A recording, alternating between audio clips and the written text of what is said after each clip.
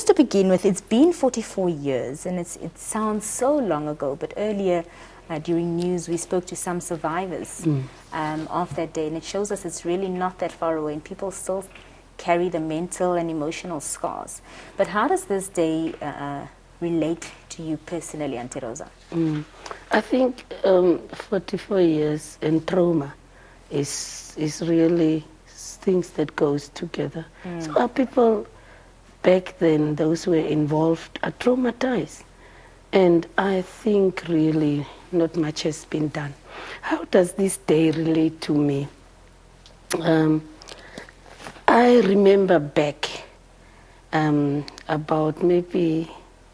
about 32 years ago, those who were in the Marienthal prison from Cassinga, the survivors.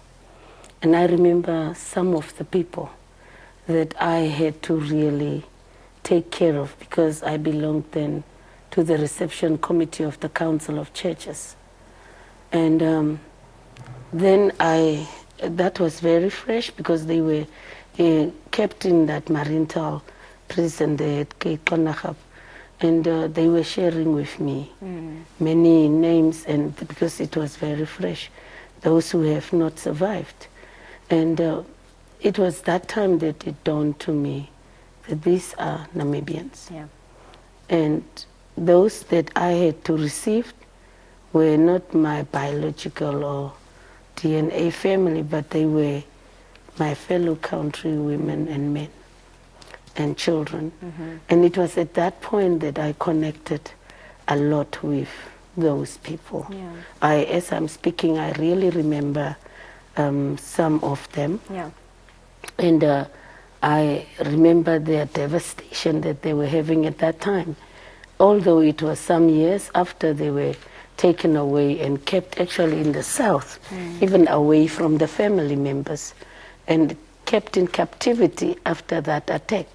That was more double. Yeah. And so I thought about that at that time.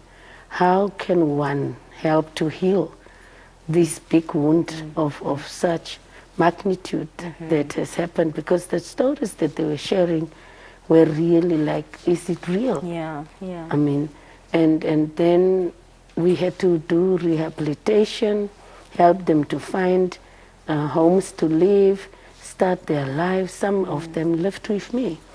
I remember 3 families. They didn't have anywhere to go. Yeah. Also scared to go back to the north at that time. And so they stayed with me in our household.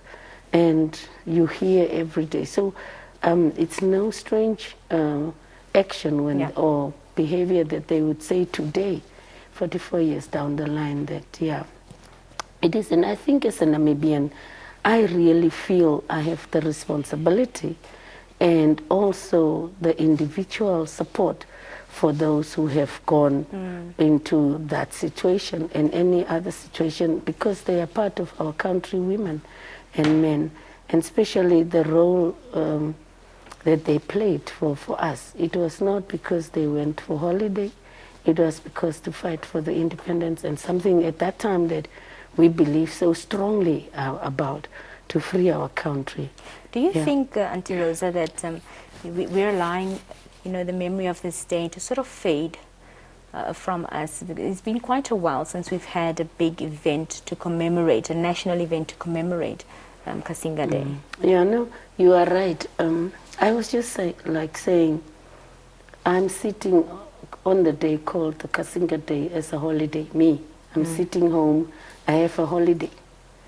But then, where is the reason for my holiday on this day? Today, I had to take myself, ask somebody to do something concrete. And I'm wondering, why is it fading away? What has happened with the celebration of this day? Why is the memory fading? Because I think it's because maybe we have segmented it and put it into, it's only to be celebrated by certain people and not all of us Namibians. It's maybe partisan. And maybe that's why many Namibians look at it and say, this is not for me. Yeah. But I think this day should be the day that Cassinga is remembered with the many other atrocities that has happened from the very ancient time on our soil, and that has killed in the same brutal manner many Namibians. And I think it should be celebrated because the anthem also says so, that many Namibians have their blood watering our freedom. Yes. So we all should be called upon to celebrate. And I agree that it's fading. It's not only fading away, it's to be forgotten now. We celebrate this day only with the visuals that we see.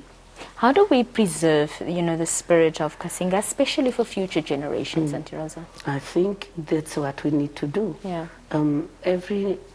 Us Namibians, for example, we know some parts of the history. So sometimes, not only this day, but during the time leading to this day, there should be educational programs, there should be exhibitions. I saw the interviews, the people are going older, the survivors. We need to have face-to-face talks with them.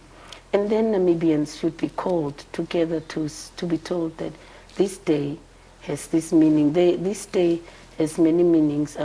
Our leader, Master Cops, died on this day, for example, 4th of May, then same year. So we need to bring the relevance to this day and say this is what has happened with Namibians. And also celebrate the day in a heroic manner. Yes. These people have gone away in a heroic call. And therefore they need to be recognized not only on the 26th of August as heroes, but here.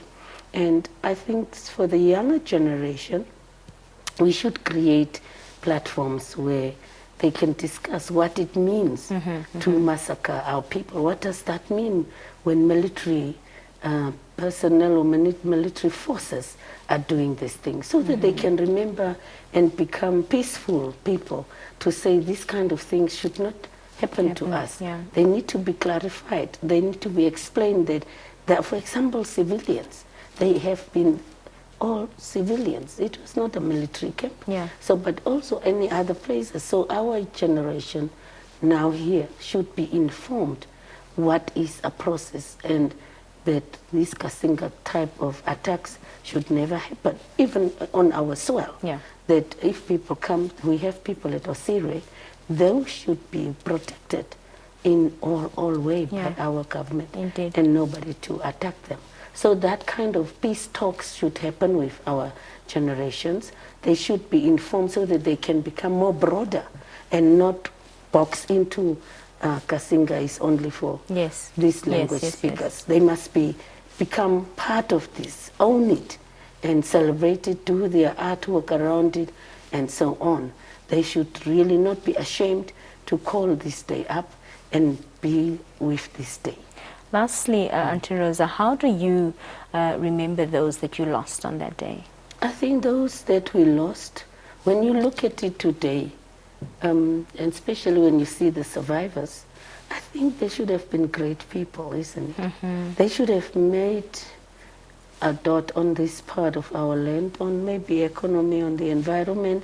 They might have been grown, especially the little ones, I think, should have been people who are big now and with energy and coming back like any other person has come back home and made a contribution. So we have lost human resource.